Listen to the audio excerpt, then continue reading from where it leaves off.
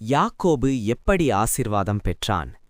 யாக்கோபின் பெயரை இஸ்ரவேல் என்று ஏன் தேவன் மாற்றினார்? நாம் ஆசீர்வாதத்தை தடுப்பவை ஏது? அன்பான சகோதர சகோதரிகளே, இன்றைக்கு பலர் கேட்கும் கேள்வி இதுதான். எனக்கு ஏன் ஆசீர்வாதம் வரல? மற்றவர்களுக்கெல்லாம் நடக்குது, எனக்கு மட்டும் ஏன் இல்லை? பைபிளில் ஒருவன் இருந்தான். அவன் பெயர் யாக்கோபு. அவனுடைய வாழ்க்கை முழுக்க சிக்கல், போராட்டம், ஏமாற்றம், ஓட்டம். ஆனால் அதே யாக்கோபு பெரும் ஆசீர்வாதத்தின் வாரிசானான்.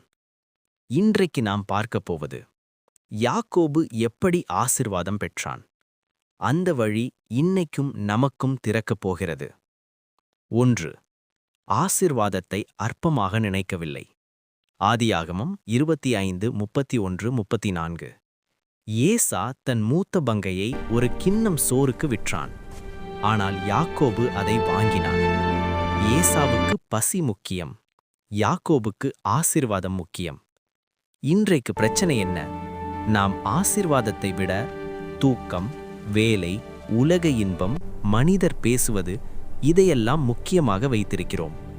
ஆசீர்வாதத்தை மதிக்காதவன் அதை இழப்பான். கேள்வி: நீ தேவனுடைய ஆசீர்வாதத்தை உண்மையிலேயே மதிக்கிறாயா? 2. தவறான வழியில் கூட ஆசீர்வாதத்தை தேடியவன். யாக்கோபு தந்தை ஈசாக்கை ஏமாற்றினான். இது சரியானது அல்ல. பைபிள் இதை நியாயப்படுத்தவில்லை. ஆனால் ஒரு உண்மை இருக்கிறது. யாக்கோபு ஆசீர்வாதம் இல்லாமல் வாழ முடியாது என்று தீர்மானித்தவன்.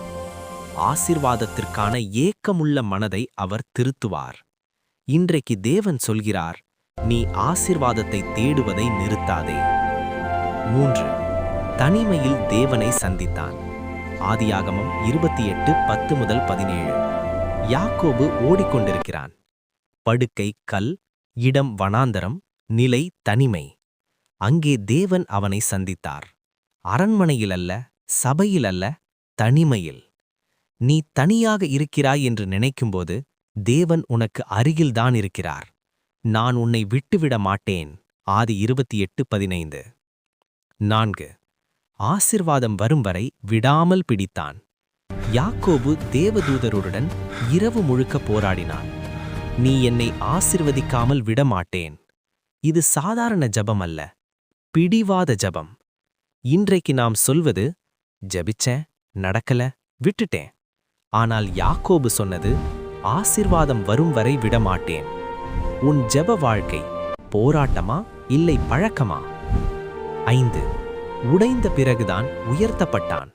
ஆதியாகமம் 32:25. யாக்கோபின் தொடையிடம் முறிந்தது. அவனுடைய சொந்த பலம் உடைந்தது. இனி அவன் தன்னால் நடக்க முடியாது. தேவனை சார்ந்தே நடக்க வேண்டும். அதே இடத்தில்தான் ஆசீர்வாதம் வந்தது. பெயர் மாறியது. இனி உன் பெயர் யாக்கோபு அல்ல, இஸ்ரவேல் என்று 32:28. நம்முடைய பலம் முறிந்த இடத்தில்தான் தேவனுடைய ஆசீர்வாதம் ஆரம்பம். அன்பானவர்களே, யாக்கோபு ஆசீர்வாதம் பெற்றதற்கான ரகசியம்: 1. ஆசீர்வாதத்தை மதித்தான். 2.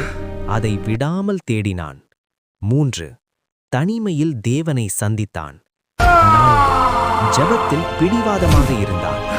5. உடைந்த நிலையில் தன்னை தேவனிடம் ஒப்புக் கொடுத்தான்.